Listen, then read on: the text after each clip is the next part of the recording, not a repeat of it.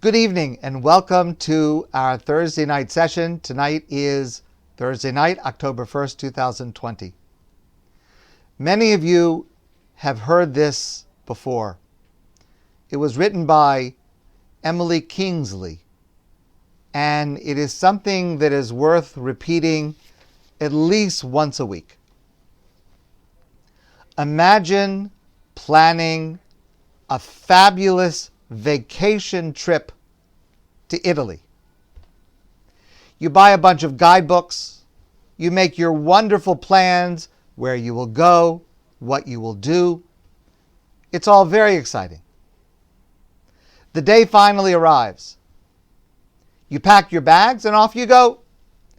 And several hours later, the plane lands. And the pilot announces, "Welcome to Holland." Holland, you say? What do you mean Holland? I signed up for Italy. I'm supposed to be in Italy. All my life I've dreamed of going to Italy. But there's been a change in the flight plan, and you have landed in Holland. So you have to go out and buy new guidebooks. You have to learn a new language, and you will meet a whole new group of people you would never have met. But everybody you know is busy coming and going from Italy, and they're all bragging about what a wonderful time they had there.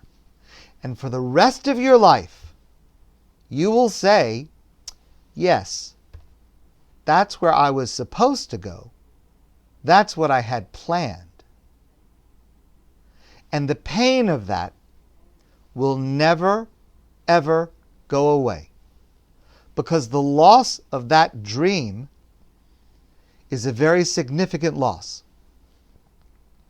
But if you spend the rest of your life mourning the fact that you did not get to Italy, you may never be free to enjoy the very special things about Holland. Even as recently as this Monday, during Yom Kippur, when I thought for a moment about Sukkot starting tomorrow night, I was going to Italy. And now I will be in Holland for Sukkot. Now, when I say Italy and Holland, of course, I mean figuratively. And of course, the Italy for Sukkot I had in mind on Monday was very different than the Italy I had in mind in February. Sukkot will be very different for us this year due to COVID and the red alert level here in Montreal. For those who do not have their own sukkah and can't be invited anywhere because of safety, I believe the correct procedure is to invoke the Halachic principle of onus derachmana patre. When a person is in onus, when a person is prevented from being able to fulfill a mitzvah for reasons completely outside of their control, they are exempt from that mitzvah. And in that situation, a person should eat normally inside your home. And when you do so, or if you are in your sukkah by yourself and did not plan to be by yourself, please remember the words of Miriam Peretz, a great woman in Israel I have mentioned to you a number of times before. In March of this past year, after the first Shabbos in isolation in Israel, she took a photo of her Shabbat table. And it's a photo of a large, long table with one single place setting. And here's what she wrote. I had a great Shabbat. I have never cooked just for me. I always prepared what my grandchildren love. So this time, I made myself buckwheat. This is something my grandchildren don't eat. We are a Moroccan family. They ask, what is this food? So I made buckwheat for myself, for fun, and it was delicious. These moments of crisis should not break us. We don't say that a woman who wants to give birth is in crisis. She experiences great pain. But from that crisis, a child is born. Crisis moments are moments that you can use for inner contemplation, to ask questions for which there is no time in the normal daily madness. Life gives us a lot of situations. We choose how to translate them. You can translate the current situation to thinking that you are alone, you are lonely, or you can say, I give myself this moment as a gift. And in general, what won't a person do to live? If the doctor tells you to take medicine and live, you will take it. So we just say, we are at home by ourselves in order to live. Why am I here alone? I am here alone so that I can have the ability soon to open my Shabbat table for 30 people, as always, so that I can hear the Kiddush again with all my children and grandchildren. Allow me to share a few ideas to contemplate on Sukkos that may vastly change our perspective. First, a couple of simple, obvious suggestions that I myself am doing. I am arranging a WhatsApp video with my family. All of us are separated from each other. We're arranging this video just before Shabbat Yom Tov starts tomorrow afternoon. I plan to turn on before Shabbat and put in my sukkah in a safe place a digital frame we have that rotates photos automatically. There is some question about having this operate on Shabbos and Yom Tov, even though it is set before Shabbos and it is not touched during Shabbos or Yom Tov. That's a discussion for another time. Many do allow it, and certainly under these circumstances, if it helps lift your spirits, it is permitted. But of course, I will have guests in my sukkah, and the government will not object. The guests that I will have will be the same guests you will have, the ushpizin. Ushpizin is an Aramaic word that means guests. And the custom is that every night of Sukkos, we invite, or invoke would be a better term, one of these great men to join us in our sukkah. On the first night, we invite to our sukkah Avraham, our patriarch Abraham, and then Yitzchak the next night, and then Yaakov, and then Yosef, and then Moshe, and then Aharon, and then David. Every night, a different personality. And there is a text that we recite as we invite them formally and welcome them into our sukkah. That text, by the way, is found in every siddur, every prayer book. You should be able to find it easily. And the idea of this is that every night of Sukkos, we invite or invoke that personality, and we should think about that person on that night, what he teaches us, what we would like to ask him if we had the opportunity.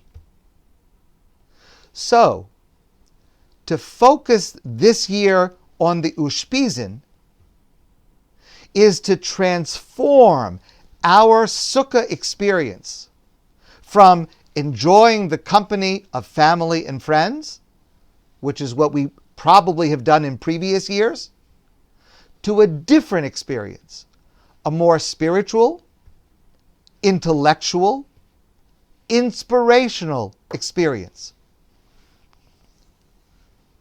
It's not Italy. It's Holland.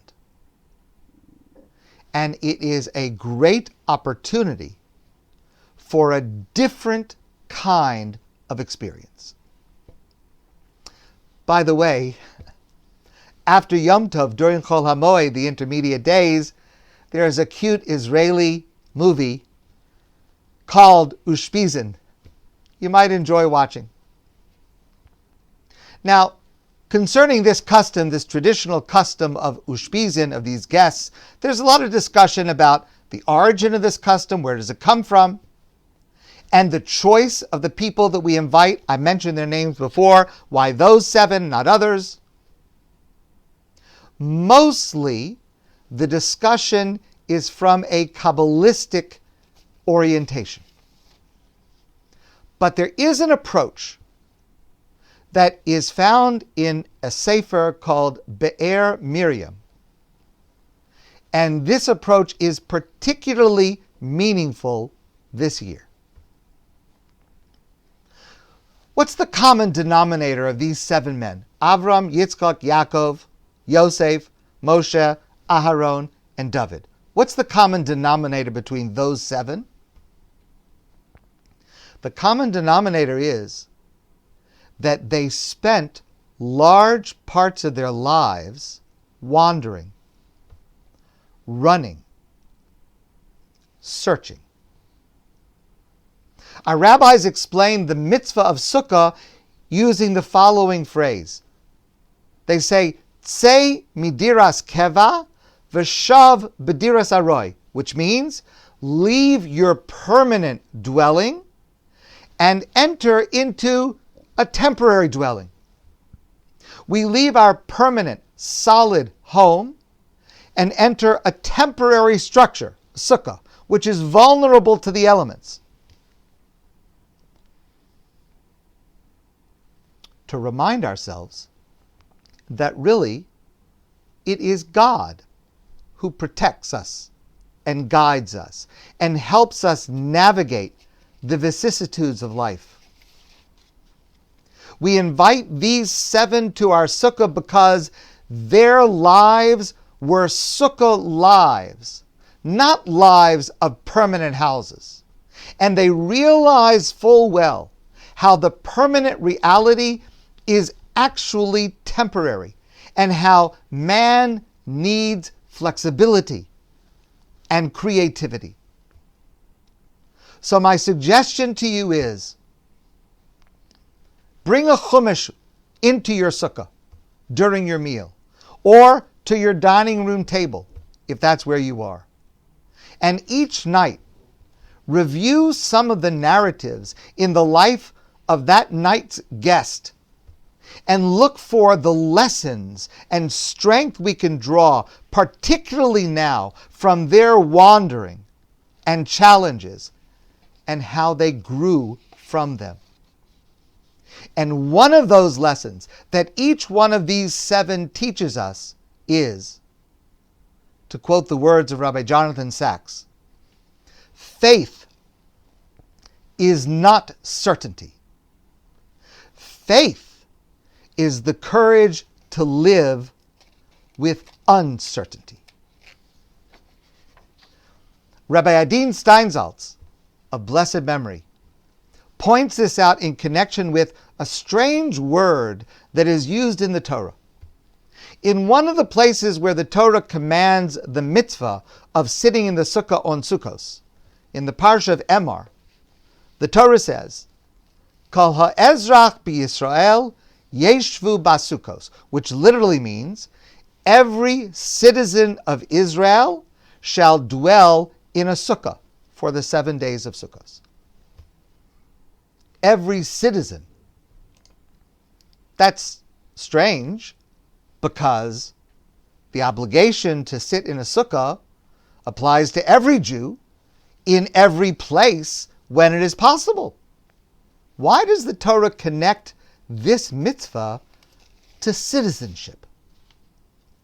Rabbi Steinsaltz explains, precisely when the citizen, one who feels that he has struck roots in the land, that he has a connection with the place and the soil, that he is a permanent resident of the country, precisely that citizen needs to go out and live in a sukkah again, even if only for a few days. Because dwelling in the temporary structure of the sukkah, we give up all our bounty and abundance. We return to our nation's original condition, to the experience of wandering and to feeling deficiencies, wherein there is only faith and hope in the future, but uncertainty in the present. The days of Sukkot, then, Rabbi Steinsaltz says, are like a recipe for joy. And the Torah itself refers to Sukkot. We refer to it in our prayers as Zman Simchasenu, the time of our rejoicing. Explains Rabbi Steinsaltz, a person learns to appreciate life's gifts, the blessings that do exist. The less a person believes, I deserve better, and the more we experience the original condition of deficiency and exile, the more we will appreciate all the bounty we do have and attain joy from it. And what we do have, and what truly fills our sukkah, was expressed beautifully by Rabbi Joshua Schmidman of blessed memory. Jewish law has many details in the construction of a sukkah. A sukkah normally has 4 walls. But actually, technically, a sukkah does not require 4 walls. A sukkah is kosher as long as it has at least 2 walls plus a piece of the 3rd wall. That's all you need. By the way, it's a good idea if you want to increase ventilation in your sukkah. Just build it with 2.5 walls. You'll have a lot of ventilation. In Montreal, it might not be such a good trade-off because it could be very cold. But Rabbi Schmidman visualizes that image of 2 walls and a portion of the 3rd wall as a representation of a pasuk in Shir Hashirim. Smolo tachas l'roshi. His left arm is under my head, gently cradling my head. Vimino, and his right arm, techabkeni, is embracing me. But look at your arm, extended like this. Now, the verse is referring to the intimacy between God and the Jewish people, but it is represented by the upper arm, the lower arm, and the hand. 2 full walls and a portion of the 3rd wall. Our sukkah is a visual representation of God's right arm enveloping us, embracing us. It is God Himself who fills our sukkah. On November 18th, 1995, the great violinist Yitzhak Perlman gave a concert in Lincoln Center in New York. As you may know, Perlman suffered polio as a child, and he has braces on both legs, and he walks with difficulty with crutches. To see him slowly cross the stage and take his seat is painful to watch. But at the same time, it is somehow heroic and majestic. On that night, he took his seat, reached down and unhinged the clasps on his leg braces, tucked one leg behind the other, laid his crutches on the ground, took his violin in his hands, nodded to the conductor, and he began to play. Just as he started, one of the strings of his violin broke. It went off like a shot throughout the hall. Everyone understood that he would have to laboriously get up, leave the stage to repair the string. But instead, Perlman closed his eyes. After several moments of silence, he began to play. And he played with extraordinary power and passion and intensity with only 3 strings. Now, anyone who knows anything about music knows that is impossible to do. But Perlman refused to know that. He was changing the piece in his head, recomposing it to get all the sounds of the violin from only 3 strings.